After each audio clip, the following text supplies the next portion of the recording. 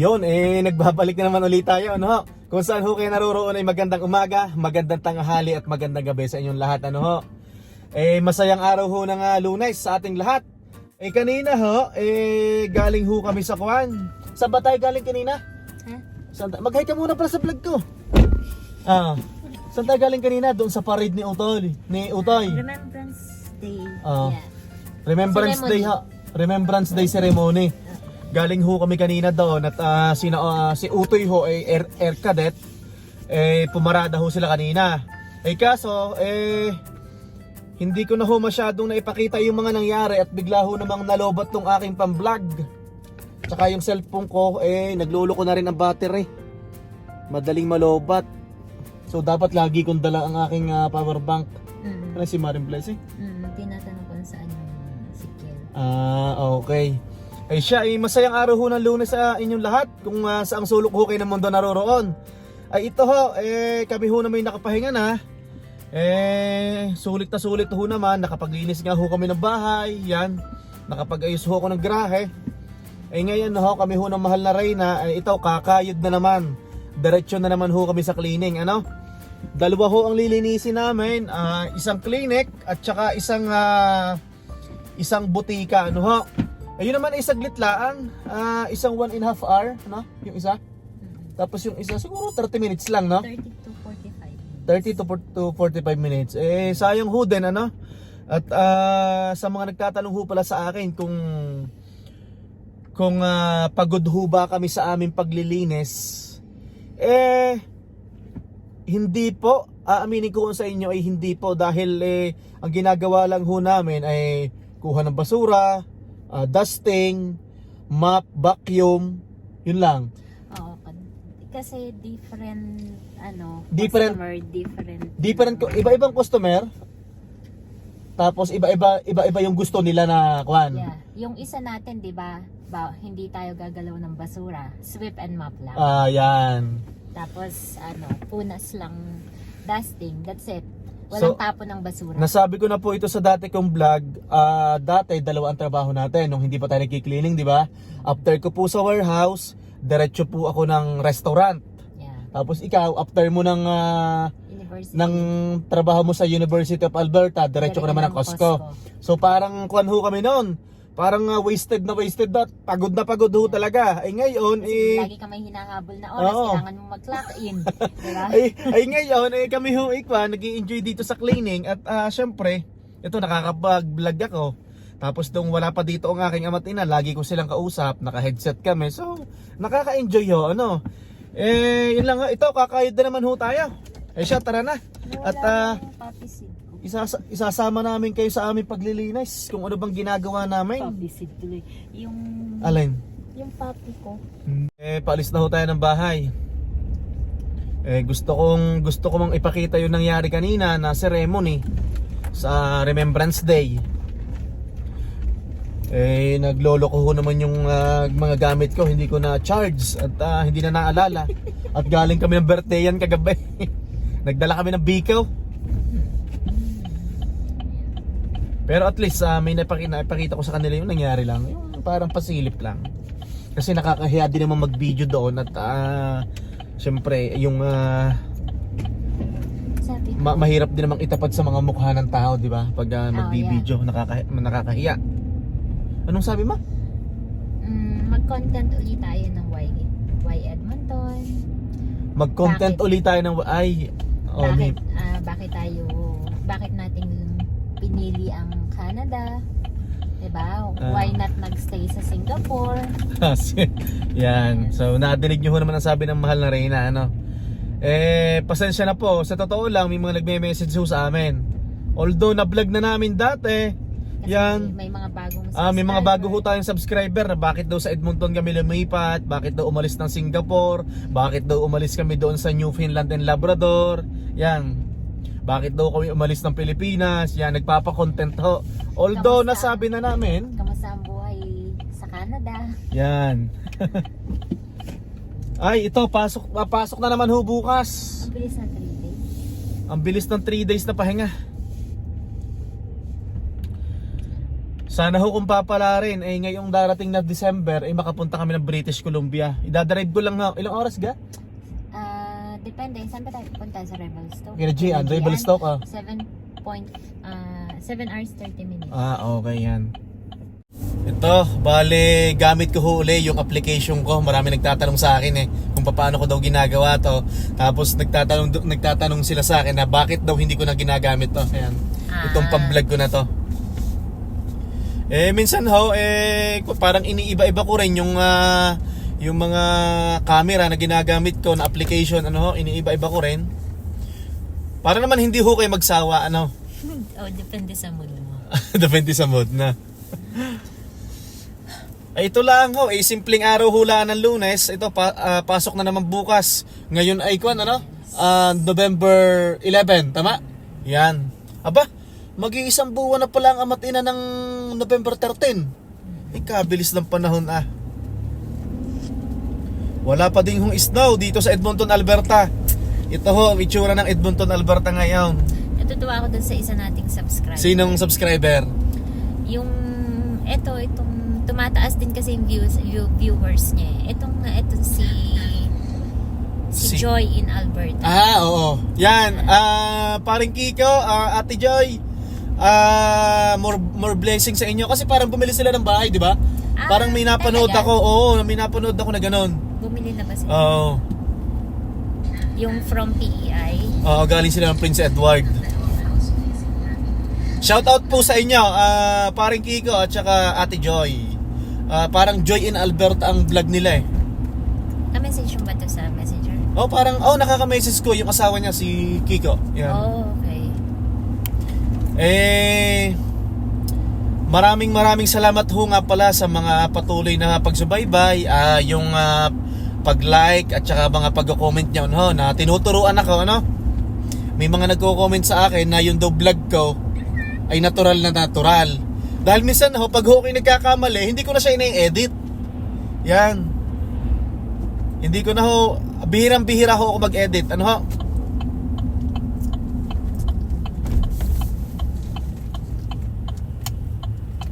Wala pang snow Baka ito kagaya din. Ang mangyayari dito kagaya next year. Baka next year pa rin ang snow Ay, cleaning. Hindi naman kasi nag-snow sa ibang part ng Canada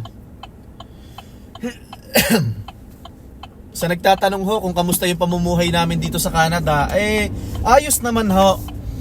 Dito ho sa Canada, masarap ho dito kung disiplinado, Pero pag hindi ho disiplinado, tsaka masipag. yan, dapat ho masipag, yan. Hindi bili ng bili. Yan. Maraming salamat nga pala na ang sabi nila, ang ganda daw ng aking truck. Yan. Sana magka-truck din daw sila. Sa totoo lang ho, hindi ho ito masyadong kagandahan kasi ito ho ay pinakamababang variant. Hindi siya kagaya ng iba na top of the line or basic lang ho ito. Ito ho yung pinakamura. Kaso nga lang ho, yung pinagmamalaki ko sa sasakyang ito, lagi itong malinis. Yan. Lagi ho itong malinis ang truck ko. Dahil nung kinuha ko ho itong sasakyan, ibinagay ko lang ho sa aking kakayahan, Kasi kung kukuha ako nung mga top of the line, mataas ho ang bi-weekly na Naku, may tao kaya? Para may tao sa paglilinisan natin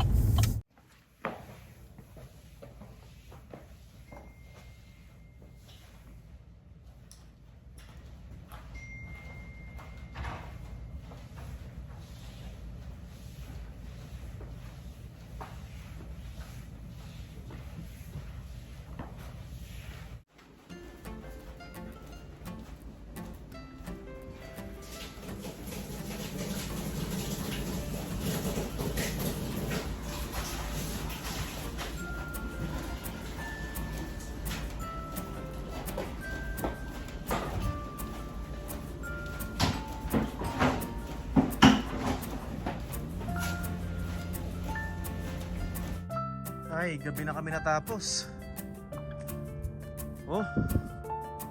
Pero late na din naman kami umalis ng bahay eh. Siguro naglinis kami dito ng mga 1 hour and 20 minutes or mga 15 minutes. Yan, eh, ito yung mga nakuha kong basura. So hindi busy ngayon. Ilalagay ko muna to sa likod ng truck. Yan, ay pasensya na hot, baka kayo nahihilo. Yan. Ipatong natin. Yeah.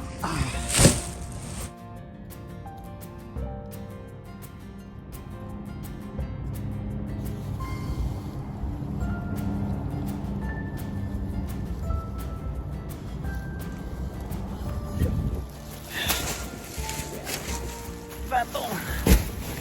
Yan, kasi vacuum.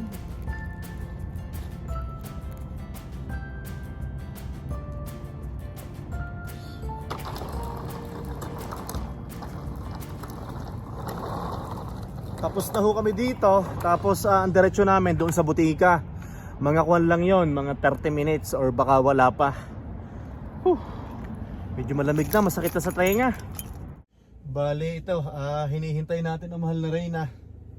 At dino-double check pa niya yung mga kwan namin, mga nalinis. Para wala tayong complain, ano ho. Pero sa mga ganito, napakahirap ho ng sitwasyon namin. Hindi naman ho sa pagod kami. Ang mahirap ho dito sa ganitong clinic kasi lagi ho siyang malinis. Ang hinahanap ho namin dito yung dumi. Halimbawa yung mga fingerprints yan, pinupunasan namin yan. Tapos yung mga strands, hindi ko lang kung tama ba yung English ko, mga strands ng buhok, yan dapat kitang-kita namin yan. Kasi po ito, bihirang magkadumi itong clinic na to. So ang hahanapin namin dito ay yung dumi. Ano? Okay, amen. Okay, bye-bye. Ay, ito, andito na mahal na Reyna. Ngayon, magtatapon muna ho ako ng basura. Mahal na Reyna, sinasabi ko sa kanila na mahirap tong clinic na to dahil malinis na siya.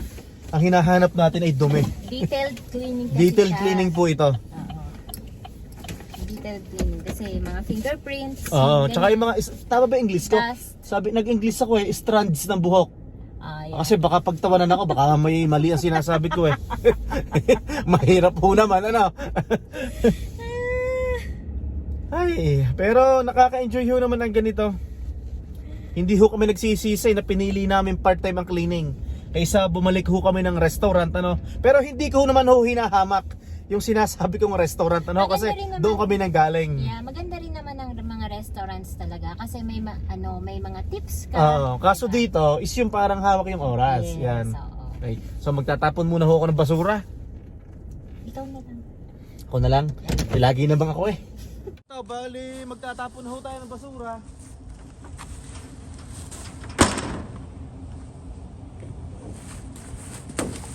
Yeah. May isa pa.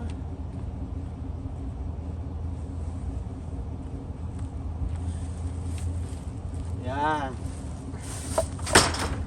Yun yung sinasabi ko nasabi ko na naman to sa mga vlog ko. Dito ho sa Canada ay napakabilis hong kumita ng pera basta ikaw ay hindi mapili sa trabaho. Basta ikaw ay hindi suplado o kaya suplada. Napakabilis ho ng pera dito.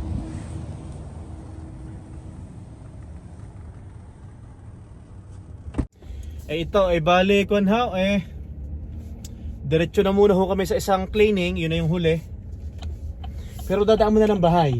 Dahil kukunin natin yung ano yan? Baked sushi na pambigay kay Maring Ayuwi. Okay, sige, daanan muna natin. Ay ito ho, ay maghuntahan muna ho tayo. Ano? Naku, medyo madilim. Hindi nyo ako nakikita.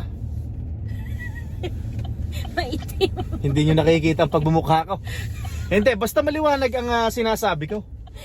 Ay tawag ho doon tayo ho kwan may sinusubukan ho na bagong opportunity, ano? Sana ho ma-hard ako. At syempre alam nyo naman ho sa mga pag-a-apply na trabaho kwan ho hindi lang naman ho laging tayo lang ang ini-interview. Marami ho tayong kakompetensya, no ho. Bukas ho bukas papasok ako Martes, papasok tayo Martes. Tawag doon malalaman ko pa ang sagot ng aking manager, ng aking supervisor this week kung hard ba ako o hindi. Ganito ho yun, sa mga sumusubaybay ho ng vlog ko, aba, pag ako'y natanggap ngayon, patatlong lipat ko na to, no? Kasi nung una, nasa sort ako. Tapos pangalawa, nadun ako sa mga mats, sa mga matrolling. Yung pangatlo ko, ngayon kung sakali, medyo upgrade na ho ng kaunti, ano? Ang problema nga lang ho dito, syempre, wala ho akong in-applyan iba, kaso may in-applyan ho ako sa aming sa department ho namin, ano? At meron hong opportunity na nagbukas. Syempre, titistingin ho natin kung kuan. Na-interview na ho ako ng manager ko. At syempre, ang sabi sa akin ay good luck. Sana ma-hired ho tayo. Kaso medyo masarap-sarap ang sahod ng kaunti, medyo mataas mo ng kaunti, kaya atin ng kuan ninyo, sana matanggap ho tayo, ano? Maiba ko lang ho yung ating usapan, ano? Marami ho nagme-message sa akin, sa totoo lang, na mga taga Quebec, merong ng mga taga Ontario, no? Gusto nila lumipat dito sa Edmonton, Alberta, sa kadahilan na mababa daw dito ang tax. At medyo mura daw ang bilihin dito. Tapos mura daw ang renta at mura ang bahay kumpara ho daw sa Ontario, sa Toronto. Kaso ang problema ho lang doon, ang sabi ho nila ay baka ho daw mag back to zero sila pagdating dito. Dahil malaki na ho ang sinasahod nila doon sa probinsya na pinanggalingan nila. Ang opinion ko ho, at ito din naman ang reply ko sa inyo sa paghuhuntahan natin sa Facebook Messenger, ano ho. Pag ho kayo lilipat dito, isipin nyo na ho na magbaback to zero kayo. Mapwera na lang na yung company nyo ay may ka-tie up dito na itatransfer kayo. Hindi kayo magbaback to zero, ano? Tsaka depende na lang ho kung anong working experience meron kayo. Kasi ang sabi sa akin na nakachat ko, meron daw siyang in-applyan, ang offer daw lang sa kanya dito ay nasa $22. Tapos ang sahod niya sa Ontario, mahal na Reyna, is nasa 31 na. So natatakot siya. Break even. May punto ho naman kayo. Pero ito ho, kagaya ng nangyari sa akin, nung unang apply ko ho dito sa trabaho, ang offer sa akin mababa. Pero after 3 months, tinaasan ako. So pataas ho ng pataas. Siyempre parang magsisimula ho talaga sa una. Talagang, ako naman, nung lumipat tayo ng Labrador, nung nanggaling tayo ng Labrador palipat dito, kung anumang maging sahod natin dito sa Edmonton, walang problema sa akin kasi mahal na rin na. Nanggaling ka sa $12 na sahod nung unang dating mo dito, at nanggaling ako sa $14 na sahod. So kung lumipat ako dito mag back to zero, wala ho naman problema. At alam ko naman kasi na ang patakaran naman kasi sa mga company, pag bago ka, magsisimula ka. Pero pag maganda ang performance mo, unti-unti na. Tingnan niyo ho ako, patatlong lipat ko na to. Ang kagandahan kasi dito sa kumpanya ko, mas priority nila yung internal hiring na tinatawag. Tsaka nga depende sa lifestyle, depende sa gusto mong mangyari sa buhay mo. Diba? Yun nga po, kasi pag gastador ka ay mahirap po, ano? Katulad ko, okay na ako sa trabaho ko kasi no stress. Yan. Tsaka ito ho, baka humasagasaan kayo sa sasabihin ko, ano? Alam nyo ho, may nakachat ako, taga Prince Edward ho, isa ho sa mga subscriber natin, isinare niya sa akin, yung mga buhay-buhay, minsan ho kasi tayo mga Pilipino may ego. Ayaw ho nating umalis sa comfort zone, Tapos parang, mataas na ang sahod ko dito. Tapos hindi na ako lilipat dyan sa Alberta. Minsan kasi ganun mahal na rin na nangyayari. Di ba? Ako okay na ako dito. Pero kung okay na po kayo dyan sa probinsya nyo, wag na po kayong umalis dyan. Ano po? Ito pong explanation ko para lang po ito sa mga tao nagtatanong na kuan. Kukuha lang ako. Nagtatanong si paring Gilbert sino mag-rush. Hindi tayo, di ba? Hindi tayo mag-rush today. Si mag-rush today. Sabihin mo. Not us. Not us. Sabihin mo not us. Okay. Not us. Yun na lang mahal, not us. Happy face. Okay. Mabilisan mo para tayo makauwi agad. Kung lilipat ho kayo dito sa Edmonton, Alberta, at akong iniisip nyo kuan, baka ho walang makita wala kayong makita ang trabaho dito, natatakot kayo kasi mataas na ang sahod nyo dyan, no? Kagaya ng mga nakachat ko, taga Prince Edward, malaki na sinasahod nila. Ang offer daw dito 21. Tapos yung taga Ontario 21 din yata. Oo, taga 21, oo. Pag-isipan nyo mabuti, ano. Tsaka okay lang ho na mababa ang sahod kasi depende naman ho yan sa company na apply nyo. Pataas ho ng pataas naman ang sahod, ano. Kagaya ko ho, nagwo-work ako sa Sintas. Nagsimula ho ako sa mababa. Aba, mamaya tinataasan na tayo, ano ho. Ay di, nung ho kayo sa Labrador, medyo mataas ang sinasahod ko doon sa Labrador. Pero ngayon, mas mataas na ngayon ang sahod ko kaysa doon sa kumpara ko sa dating trabaho sa Labrador. Yan, at least ho ikwan nag-i-improve ho, ano. Ito lang naman ho ikwan, piece of advice ko sa inyo. Dapat ho kayo maging ready, ano. Ano ho kami ng cleaning. Sa padalawang cleaning namin. Ito mabilis lang. Ito mabilis lang to. Sweep, mop, and garbage. I-enjoy lang ho natin ang buhay, ano. Yan. Yun nga, katulad ko nga, ako kontento na ako sa sahod ko. Yan. Kontento na po ako sa sahod ko. Kasi At si least, Mahal na Reyna, hindi, kasi may mga trabaho na malalaki nga ang sahod pero stress. 'Di ba? Kahit hindi niyo naman ho aminin, ay talaga kung kuan. Kasi may mga nagme-message ho din naman sa akin. Kasi parang ang ayoko na rin kasi ilang taon after pag-graduate ng college, nag-start na rin akong mag-work, 'di ba? Tagal na natin nagwo-work. After mag 1 year old ni Tutoy, nag-start na akong mag-abroad. So, it's time naman para yung konting oras ko para sa anak ko. Oo. Kasi nung nasa Labrador tayo, nang wala pa si Kiel, sabi ko sa'yo, ilan yung naging T4 natin. Meron tayong taon na naging 4 yung T4 natin, di ba? Kasi marami tayong part-time. Kami ho ay nag-share lang ho, ano, hindi ho namin kayo tinuturuan, ano. Nag-share ho lang kami ng mga aming experience, ano ho. Baka naman ho sabihin nyo na kami nagdidikta o nagmamagaling. Nag-share lang ho kami, ano, nung mga pangyayari sa amin. Ayun nga po, ma-share ko nga ho sa inyo, yun nga, may in-applyan niya ho ako sa company din naman namin, hindi ho sa company iba. Doon lang ho din sa aming department, ano. May nagbukas ho na bagong opportunity, ay ako ho ina-interview na, sana ho ma-hired ako. At this week ay malalaman ko na kung ano na ba talaga, kung ako ba'y pasok o hindi. So, you mean, nagkaroon ng internal hiring? Oo, yun ang kagandahan sa company namin, talagang mas pina-priority nila yung nasa loob muna. Bago mag-hire sa labas. Bago mag-hire sa labas. Pero pag marami ang i-hire nila, syempre mag-hire na din yan sa labas.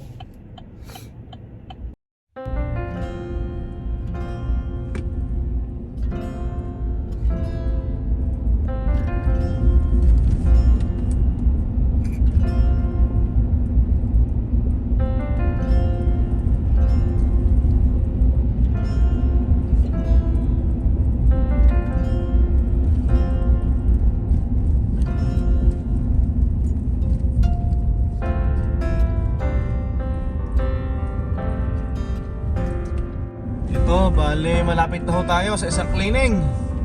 Maaga pa naman, alas 6. Parang gabing-gabi na. Ay, sana'y ma-hired ako.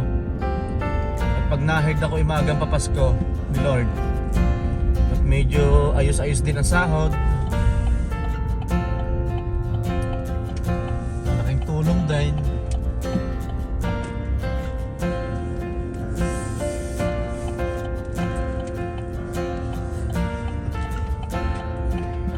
Masarap daw ang kape dito, sabi ng ama dyan. Yung second cup na yun.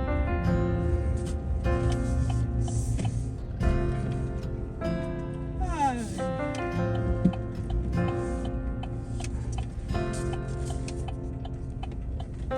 Taas naman ang hams dito. 30 minutes lang to, tapos na. Oh, tawid muna.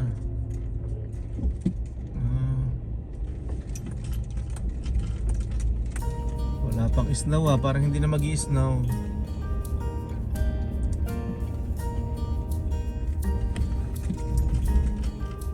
Malapit na yun, nauna lang nasa Saskatchewan. Okay.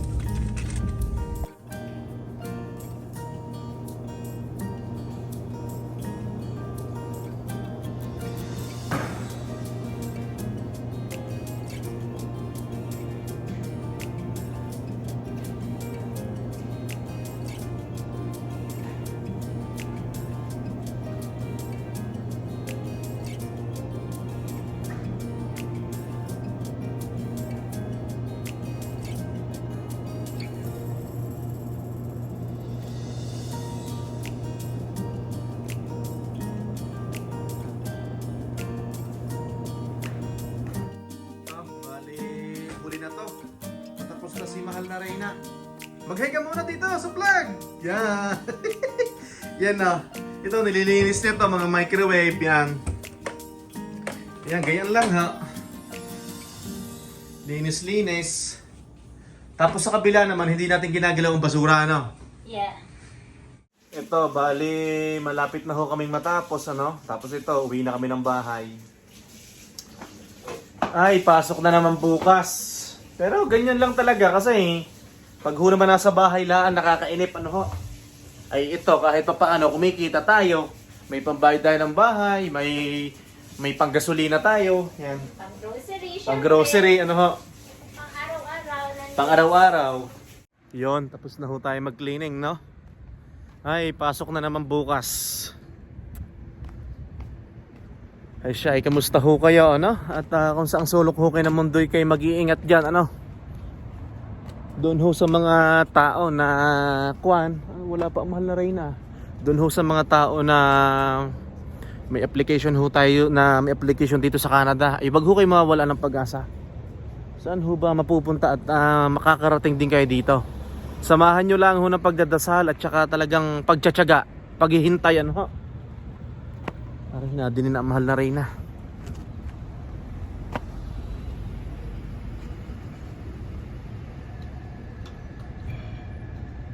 Oh, tinitingnan ang mahal na Reyna ng homeless. Ano sabi sa iyo, Nan? Ano sabi sa iyo? Anong sabi sa iyo?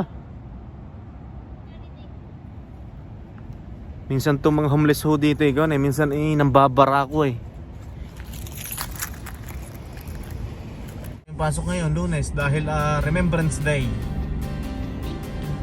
Thank you, Lord. Ano, idadaan muna natin yung bake sushi.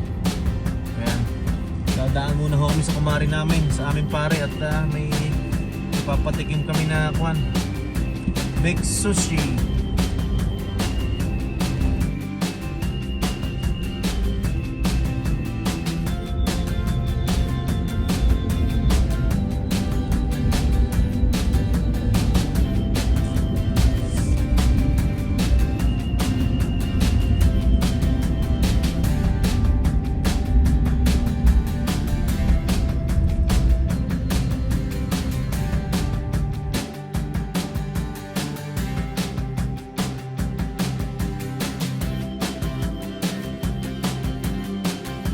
Ito, lapit na ho tayo sa bahay. Ay, ingat ho lahat bukas. Yung mga papasok sa trabaho, no ho? Kung saan sulok ho kayo ng mundo naroroon. Ay, bukas ay araw ng Martes. Or mamaya. Yan, or mamaya, ingat ho lahat papuntang work. Yan, dito na ho tayo. Ay, thank you Lord. Natapos na naman ang isang araw at nakapahinga tayo ng ilang araw. Yan, nandito tayo sa bahay. Ay, ano kayang ulam? Ano kayang luto ng lolo't lola? Mabangaw? Ba niluluto ng lola? Adobo ulit? Adobo? Adobong litid? Yan. Ama, patingin niya, ama. How? Litid ng baka, adobo. Tapos ano nang ginawa ng lola din eh? Prito ko ng spam at saka piniritong Spam at saka piniritong talong. Ayos kaya ang kain dyan. Yan. Ano ang pinapanood niya, ma? luto. Pagluluto rin. Ay, nako, Pasko na! At syempre, hindi matatapos ang araw na to na hindi kami nagpapaalam sa inyo. May magpapay muna! Tutoy! Kung saan kayo naroroon ay magandang umaga, magandang tanghali at magandang gabi sa inyo lahat. Ingat ho ang lahat pagpasok bukas. God bless everyone. Bye-bye!